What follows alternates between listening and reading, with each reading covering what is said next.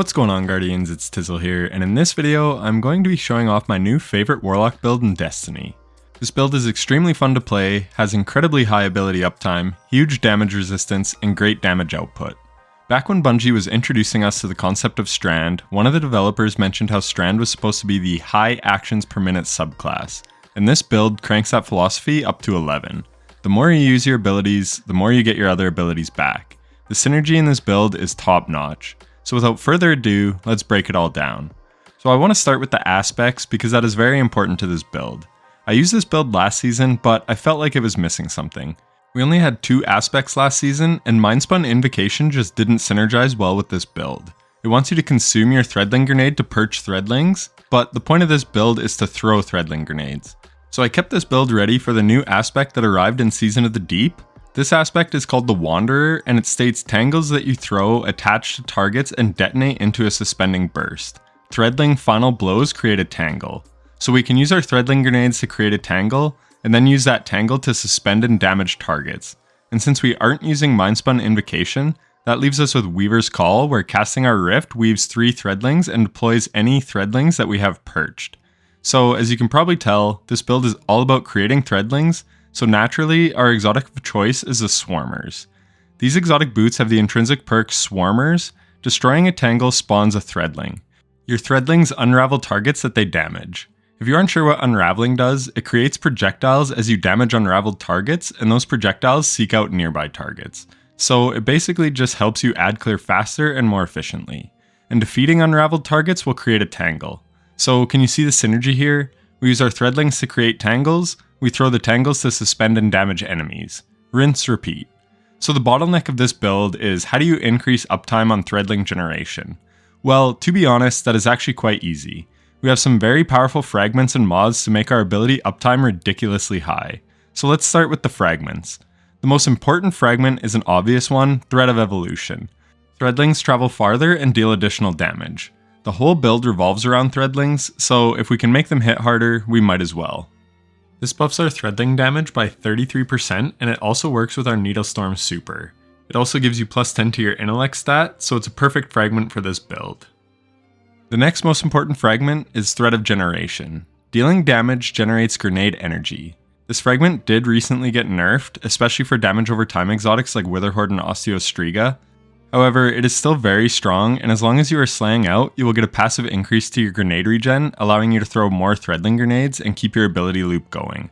Unfortunately, this does give you minus 10 to your discipline stat, but it is well worth it as the energy you get back with this fragment far outweighs the passive cooldown difference. Adding this in post-script, I ran a Master Lost sector to get some footage with this build, and at one point I get one grenade back in 7 seconds, and then another grenade right after in 10 seconds. And that was without picking up orbs. So that shows you how strong Thread of Generation can be. And the last super important fragment for this build is Thread of Fury. Damaging targets with a tangle grants melee energy. This fragment is actually insane on any class. It gives massive melee energy back. We can hold 3 melee charges, and this fragment can give you up to a whole charge back with just 1 tangle throw. It is actually crazy how good this fragment is. And the Wanderer aspect is all about throwing tangles to suspend enemies, and you will see why we want melee energy when we get into the mods. For the final fragment, you have some leeway here. If you are going for a damage phase and want to output huge damage with auto reloads, you can run Thread of Ascent to reload your weapon by using your grenade. With Thread of Generation, you can actually get a few grenades in a DPS phase, allowing for fast rocket reloads. Thread of Continuity extends the duration of Suspend, Unravel, and Sever effects. Thread of Finality will create a tangle on a finisher final blow, though I think we have enough sources of Threadlings without needing this.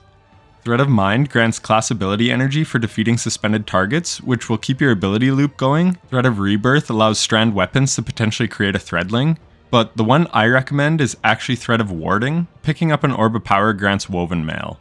This gives us minus 10 to resilience, but Woven Mail has an extremely high damage resistance. Whenever you pick up an Orb of Power, you will get 10 seconds of Woven Mail. And if you've played the new Deep Dive activity and done the pressure challenges, you know that these enemies can hit pretty hard. And if you are running high-end content, you will definitely want the increased damage resist. If you are in lower-end content where it is easy to survive, then maybe don't run this fragment.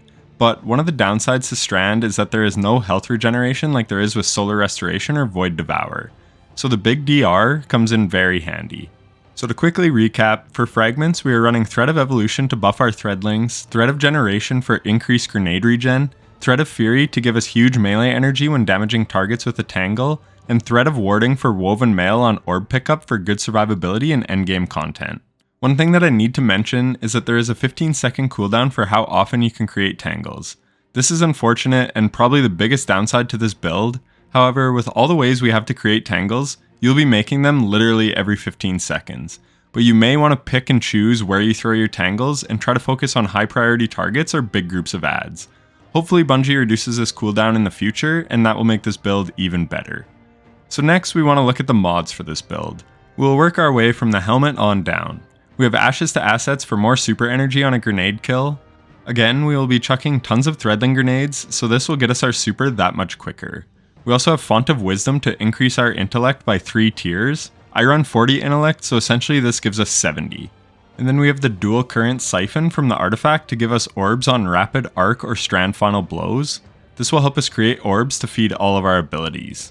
The gloves is where the most important mods are. We have Firepower to make an orb on grenade final blows, and then we have Focusing Strike to give us class ability energy when we cause damage with a melee attack, and Impact Induction to give us grenade energy when we cause damage with a melee attack. Now, you may be wondering why we were building into melee focused mods. Well, that is where Thread of Fury comes into play. As I said, this fragment gives crazy melee energy, so we're using our melee ability to supplement our ability cooldowns. The loop works as follows. Throw a Threadling grenade, this will unravel enemies, and if we get a kill, we will create a Tangle. We throw that Tangle to suspend targets and create additional Threadlings, and this will give us melee energy. We use our melee to give us class ability and grenade energy back. Plus, the Arcane Needle melee also unravels enemies, which can help us spawn another Tangle, which we can throw for more melee energy. One thing to note is that there is a cooldown on Focusing Strike and Impact Induction. You can't spam your 3 melee abilities and get big chunks of class energy and grenade energy back. You have to wait to throw your melees. From my testing, the cooldown seems to be about 5 seconds. This has been in the game for a long time because there are some builds like Bonk Titan, Skullfort Titan, Assassin's Cowl Hunter, and Ophidia Spathe Hunter that could abuse constant charged melees. So sadly, this cooldown exists. But if you are aware of it, then you can use your melees strategically when you need a chunk of energy. Plus, these melees are extremely easy to land from a safe distance. So those are the glove mods, essentially just using your Arcane Needle to supplement your ability energy. On the chest, it is up to you, but I recommend resist mods. I also run Font of Endurance, which again gives you plus 30, this time to your resilience stat. So I run 70 Resil and then supplement resilience with this. With the prevalence of orbs and content these days, this has pretty much 100% uptime in a fireteam setting. But in solo content, you better be slaying out and staying alive, otherwise you might lose this.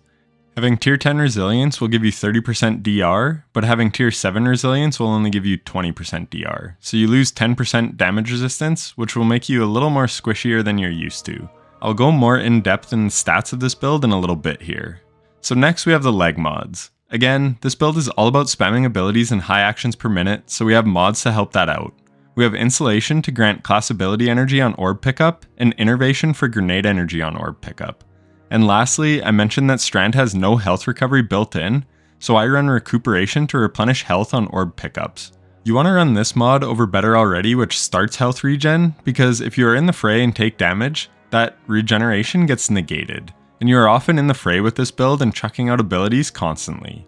And don't forget, we also have the Fragment Thread of Warding, which gives you 10 seconds of Woven Mail on orb pickup. So with these mods, you are getting class ability energy, grenade energy, plus health and damage resistance on orb pickup. Plus you're activating Thread of Wisdom for faster passive super cooldown on top of bonus super energy from grabbing the orb, and Font of Endurance for 100 resilience. So as long as you keep collecting orbs, you'll basically be unkillable and always have abilities to spam. And then for the class item, we have a time dilation mod. This makes our armor charges last 15 seconds instead of 10. Again, you really want to always have an armor charge so that you have 100 resilience, and this really helps with that. I also have Font of Restoration. This gives us 30 stats to recovery, which with my stat splits takes me from 70 to 100. And then we have a bomber mod so that we get grenade energy when we lay down a rift. So we can cast a rift to activate Weaver's Call and send out Threadlings, which will also give us grenade energy so that we can throw Threadling grenades faster. So by now, you can really see how all of these fragments, mods, and aspects really feed into each other. So now let's talk about stats and how you can further maximize this build to its full potential. So as mentioned, 3 of the fragments in this build give negative stats to our build. We wind up losing 10 strength, 10 resilience, and 10 discipline because of the fragments we were running. So I choose to run 3 different font mods to really help make up for that. So for stats, mobility doesn't really matter at all. Resilience is pretty much the best stat in the game, and normally I recommend always running 100, but because this build gives us woven mail, plus we are constantly making orbs with our weapons and abilities, I actually run 70 here, and then rely on Font of Endurance to bring me to 100 as long as we have armor charges. Recovery is a similar story. I run 70 for a decently fast rift cooldown and health regeneration. But with armor charges and Font of Restoration, this brings us to 100 recovery. For discipline, I recommend 100 regardless. You could run a font mod if you wanted, but these go on your gloves, and I detailed how important those 3 mods are to run on your gloves, so you don't have space to run Font of Focus. So go with 100 discipline. Threadling grenades are the main engine of this build, so you always want a low grenade cooldown. And we get that cooldown far lower with Thread of Generation and the mods that give us energy. Trust me, you'll be chucking grenades like crazy.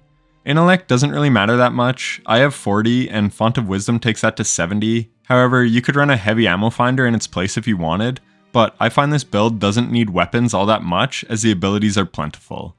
And lastly, we have strength. If you are throwing tangles often, which you should be because it suspends targets thanks to the Wanderer aspect, then Thread of Fury will keep you stocked with melee charges all the time. Therefore, you really don't need to spec into strength at all.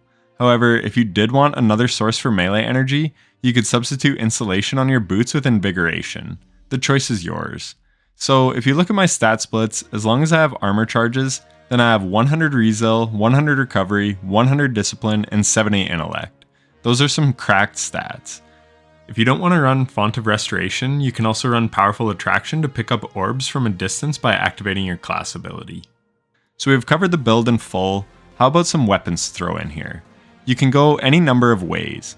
I recommend a Threadlings strand weapon in the kinetic slot, but personally, I love Quicksilver Storm, and with the catalyst, its grenade final blows can create a tangle. Not that it is hard to make those with this build, but that is just another source. And this season we do have anti-barrier auto rifle on the artifact.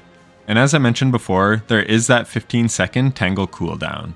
If you didn't have this cooldown, the battlefield would absolutely be littered with tangles, especially if you ran Quicksilver Storm. The Iron Banner fusion rifle can roll Discord and Threadling. Sadly, I never got that roll, but I did get a roll with Threadling. So if you don't want to use a primary in the top slot, then that is the next best move in my opinion. Rufus's Fury can roll with Demolitionist and Threadling, and that is really good with this build. So really, you just want any weapon with Threadling in that top slot. In the secondary slot, I like a Volt Shot weapon like Iterative Loop or the new Trials Glaive, or the Waveframe Grenade Launcher Forbearance with Chain Reaction. This will create a ton of orbs thanks to rapid arc multi-kills, and I already went over how good orbs are for this build. And lastly, in the heavy slot, it is very activity dependent. I really love running the new Thin Precipice sword with Hatchling. Tireless Blade lets you have lots of ammo, and the rapid strand final blows will make tons of orbs. The Threadlings the sword spawns can also proc Tireless Blade, which is great. But I actually prefer Relentless Strikes so you can get ammo back on beefier targets, but that is a preference thing. As long as you have Threadling, this thing will smack. The Circular Logic Machine Gun is also a great option, especially in higher difficulty content where running a sword might get you killed. The Grenade Launcher from the Root of Nightmares raid can also roll Hatchling. Again, you just want to be making as many Threadlings as you possibly can. Go all in with it, and trust me, you won't regret it. You'll be killing enemies that you don't even see because the Threadlings will just seek them out and kill them for you. This build is an ad clear menace. But yeah, for weapons, run what you like. Those are just some suggestions to synergize with this build. So that is the complete build, and it works very well in any content I've played so far this season. This build is future-proof for many seasons to come, but if you try it out in Season of the Deep, we have a few artifact mods that crank this build up even further. In Column 3, we have Improved Unraveling, which increases the amount of damage dealt by unraveling a target, and as showcased, there are a myriad of ways to unravel targets with this build. The whole battlefield pretty much gets unraveled, so this mod is great. In Column 4, we have Strand Soldier, where you will get unraveling rounds on your strand weapons whenever you get woven mail. And unraveling rounds can be used to pierce barrier shields. So if you have the Circular Logic Machine Gun on, for instance, you can pop a shield with unraveling rounds. And then, if you are in a fire team, there is Conductive Cosmic Needle, where targets affected by strand debuffs take increased damage from arc and void abilities. and you will be debuffing pretty much every enemy with this build. So yeah, these artifact mods don't make this build by any means, but they do enhance an already very powerful build. But that's pretty much going to do it for the video. As you can see, this build has a ton of moving parts. I think that is why I love it so much. I love a build where the more you build into it, the better it gets. A lot of the Destiny community is getting into Diablo 4 these days, and while I haven't played it, I've played a lot of Diablo 2 and 3 in the past, and the builds in those games really rely on optimizing your cooldowns and synergizing abilities together. And that is exactly how this build works. It isn't brain dead easy like some builds, like look at Starfire before the nerf. Use damage over time weapon, get unlimited grenades, profit. It was super powerful for little input. This build is also super powerful, but definitely requires some input on the player's end. But trust me, if you take the time to learn the gameplay loop and get used to it, I think you will really like the power fantasy. It is a ton of fun and is held up in all the content I've tried it in. The only test it still has is in GMs, and in a fire team at least, it will hold up just fine. Maybe not for solo GMs though. Anyways, I hope you enjoyed the video and try this build out for yourself. I will have a dim link down in the description, and if you liked this video, then please hit the like button and subscribe for more crazy awesome builds if you haven't already. Lastly, if you are still listening, then thanks so much for watching to the end. It means a lot. Happy Threadling spamming, and take care.